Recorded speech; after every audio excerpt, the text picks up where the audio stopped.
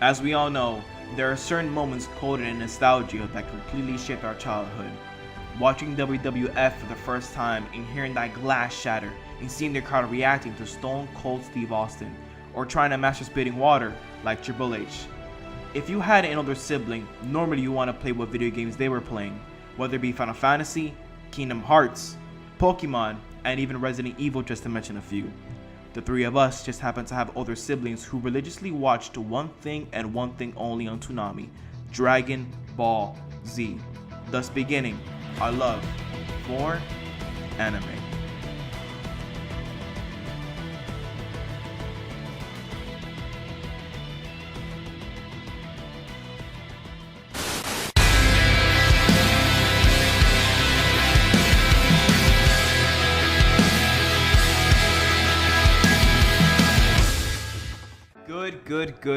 Good morning. You are looking at the Anime Hounds, and my name is Edgar. My name is Richard. My name is Lazaro. So, this channel, this content that we be bringing to you, we're going to be bringing you anime topics each and every Saturday. So, if you watch us in the night, you can watch us in the night. If you're a morning person, you're out of luck because we record in the afternoon. you're kind of screwed on that one. You can watch it in the Monday morning or Sunday morning. Sunday suck though. So this channel, we're going to be bringing you a different type of atmosphere when it comes to anime. We'll be discussing anime as a whole, whether it be Dragon Ball, Dragon Ball Z, Super, Attack on Titan, Tokyo Ghoul, My Hero Academia, One Punch Man, across the board. If it's anime, we're covering it. So today's topic is going to be about Broly. Not about the trailer. We do not do trailer reactions here. We do not do that. There's enough infections with that on YouTube. So we're gonna go ahead and pass the ball over to my man, Richard. All right, guys. So pretty much, we've seen pictures, we've seen trailers, and we sort of seen summaries of characters and stuff like that. So we could more or less, get a better understanding of what's going on. But what hasn't really been shown, it has been shown, but what really hasn't been shown.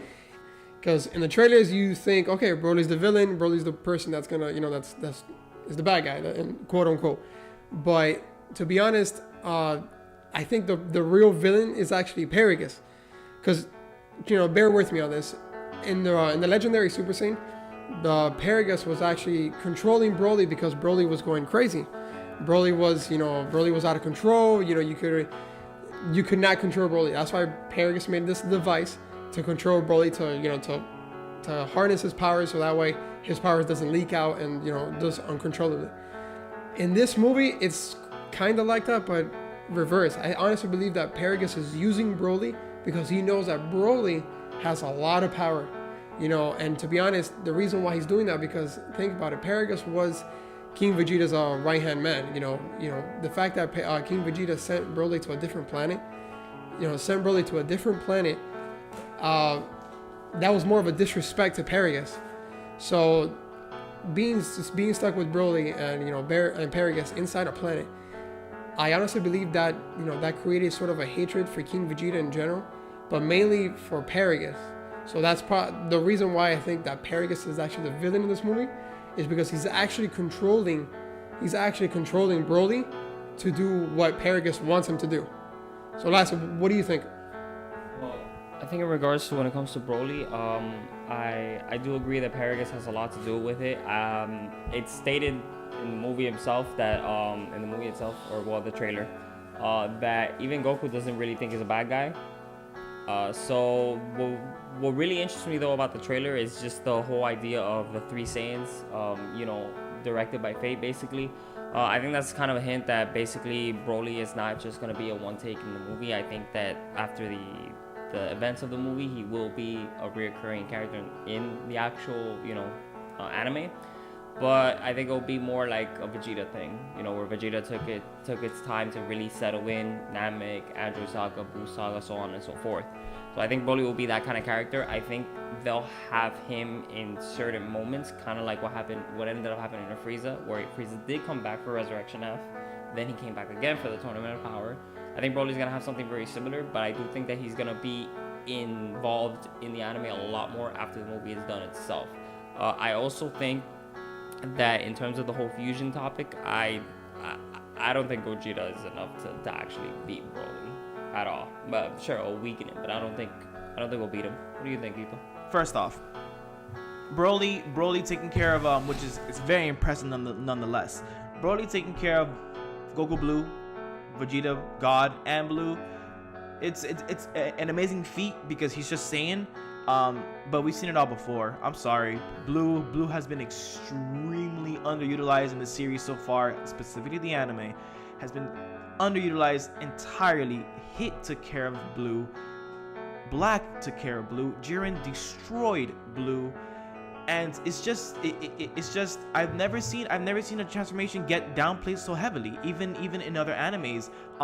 Whenever a character gets a new something, a new item, a new weapon, or a new transformation, or a new technique, it's amazing. They take care of their villain. When Aaron got his Titan form, oh, he was amazing. He took of everyone. He took care of all the Titans around him, and then he reformed back to his human form. But that's just a small example. He took care of everything around him. And even going back to Z, and I'm gonna take up most of your time here because I'm sorry, there's a lot of BS going on around here right now.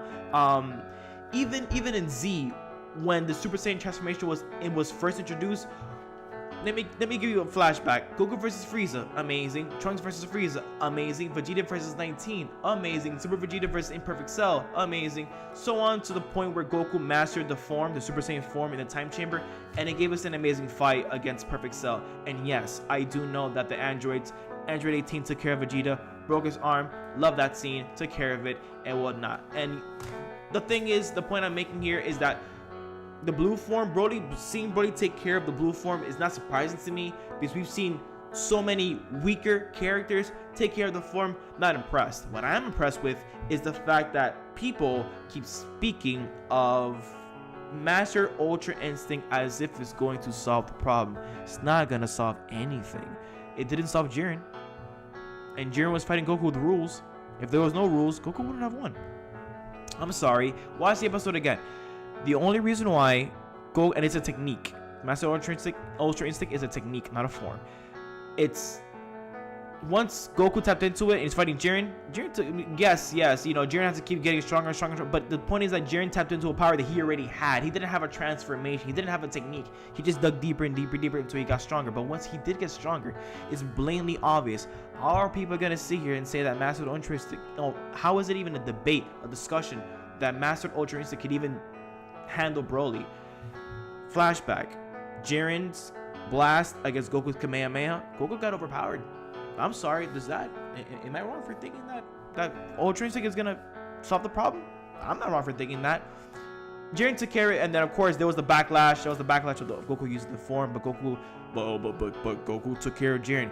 Goku got stronger because of his mental friendship meter in his head. Krillin was helping him out mentally, and even Piccolo and Roshi said it. Listen, Piccolo and Roshi said the only reason why Goku's even this strong right now, or why he's even doing damage at this point, is because his friends, his homeboys, his neighborhood friends, whatever the case is.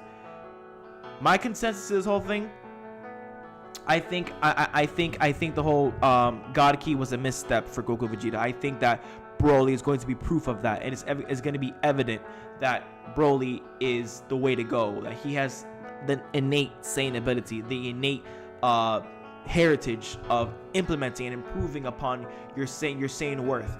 And the proof is in the trailer. The proof is in the trailer. Broly manhandling Goku Vegeta, it's there. So they won't kill him. If Gogeta happens, it'll just weaken him. It won't kill him. And Broly is gonna be a consistent character, but like my friend Lazarus said over here, I don't think he's gonna be the kind of character where he's there and he's buddy with Goku Vegeta. He's gonna be like the lone wolf, the warrior. He shows up when he needs to. But for the most part, I don't see it. I don't see it. Watch the trailer again, guys. Broly is just taking care of these guys because Broly ain't looking for bread. Broly ain't looking for water. He's looking for, because of Paragus. That's what he said. Because of Paragus, he's looking for that grade A Saiyan meat, and I truly feel as if Broly is just defending himself at this point once the dust settles. But we'll see what happens. So I think that's my point on this whole thing. MUI, Master Ultra Instinct, ain't gonna do nothing. Didn't do nothing against Jiren, it ain't gonna do nothing against Broly. And I wouldn't be surprised if it didn't. I'm just saying. All right, guys, there you have it. We do have a lot of topics, a lot of questions still being, still that needs answers. But this is why we're here. This is the reason why we bring up these topics to see more or less what is it that's gonna happen at the end, what is gonna happen, what's gonna happen at the core point of the movie. But that's for another topic for another day. Guys, thank you so much for watching. I we really do appreciate us giving us your feedback. Please go to the comments. Like this video if you do like it, and again, I'm going to say it again, please give us some feedback because we do want to continue more of this. And this is not going to be a first time thing. We want to make this more repetitive of every Saturday. So guys, thank you so much for watching, and we'll see you next Saturday. Later.